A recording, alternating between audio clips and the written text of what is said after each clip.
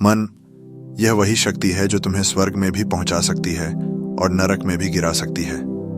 मन वह द्वार है, या तो यह तुम्हें चेतना की ऊंचाइयों तक ले जाएगा या अंधकार के गर्त में धकेल देगा। सब कुछ इस पर निर्भर करता है कि तुम मन को समझते हो या उससे लड़ते हो। लोग कहते हैं मन को जीत लो, लेकिन ओशो कहते हैं मन को जीतने की कोशिश ही सबसे बड़ी हार है, क्योंकि जो जीतना चाहता है वह भी मन ही है।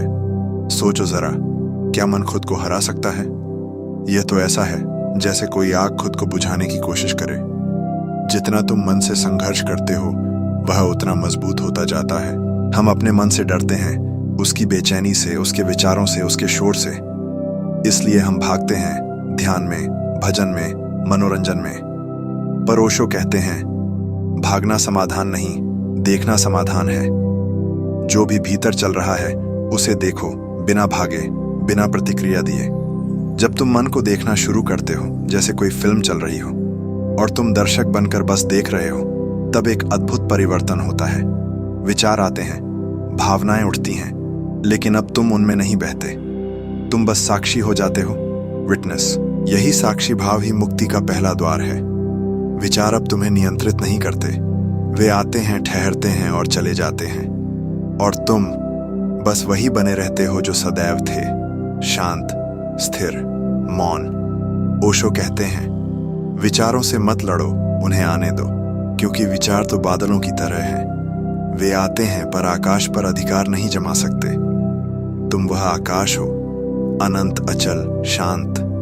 हम मन को दबाते हैं, गुस्सा आए तो छिपाते हैं, दुख आए तो मुस्कुराते हैं, ईर्ष्या उठे तो दिखावा करते हैं कि हमें फर्क नहीं पड़ता।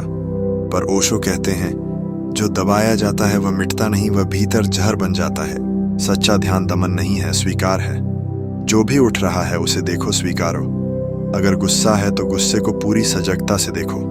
अगर आंसू हैं तो उन्हें बहने दो, मगर जागरूक रहो। वही जागरूकता मन को रूपांतरित करती है।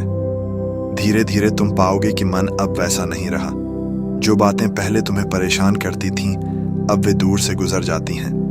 अब तुम अपने विचार नहीं, अपनी चेतना बन गए हो। ओशो कहते हैं ध्यान कोई साधना नहीं, यह बस होना है। तुम जब किसी पेड़ के नीचे बैठते हो, हवा को महसूस करते हो, पत्तों की सरसराहट सुनते हो, और भीतर कोई हलचल नहीं होती, वही ध्यान है। वहां कोई प्रयास नहीं, कोई लक्ष्य नहीं, सिर्फ उपस्थित रहना है। और जब यह उपस्थिति गहराती जाती है, तब मन के पार एक मौन फैल जाता है। ऐसा मौन जिसे सुनने की जरूरत नहीं, जो खुद तुम्हें सुनने लगता है। वह मौन तुम्हें बदल देता है। तुम्हारे चेहरे पर, तुम्हारी चाल में, तुम्हारे शब्दों में एक नई सुगंध उतर आती है। यही है सच्ची ध्यानावस्था। अब तुम मन के गुलाम नहीं रहे, अब मन तुम्हारा सेवक है। अब वह साधन है, मालिक नहीं। तुम जो चाहो, मन उसी दिशा में काम करने लगता है। और यही है असली आजादी।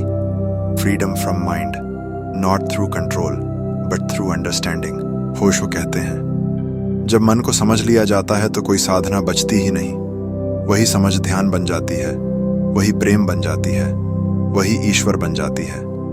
मन को जीतने की आवश्यकता नहीं, क्योंकि जीत और हार दोनों ही मन की ही भाषा है। समझना ही मुक्ति है और समझने वाला ही मुक्तात्मा है। तो आज बस थोड़ी देर के लिए रुक जाओ, अपनी आंखें बंद करो और देखो भीतर क्या चल रहा है। कोई विचार, कोई भावना, कोई बेचैनी, बस देखो, कुछ मत करो। देखने की यह क्रिया ही ध्यान है। और जब यह देखने की आदत बन जाती है, तब जीवन संघर्ष नहीं रह जाता, वह सहज प्रवाह बन जाता है। धीरे धीरे तुम महसूस करोगे मन अब तुम्हारे विरुद्ध नहीं, तुम्हारे साथ है। वह तुम्हारी यात्रा का साथी बन गया है, और इसी क्षण तुम भीतर के मौन से जुड़ जाओगे। वह मौन कोई साधना नहीं है, वह तुम्हारा स्वभाव है। बस याद रखना, मन को मत हराओ, उसे समझो, क्योंकि समझ ही असली विजय है।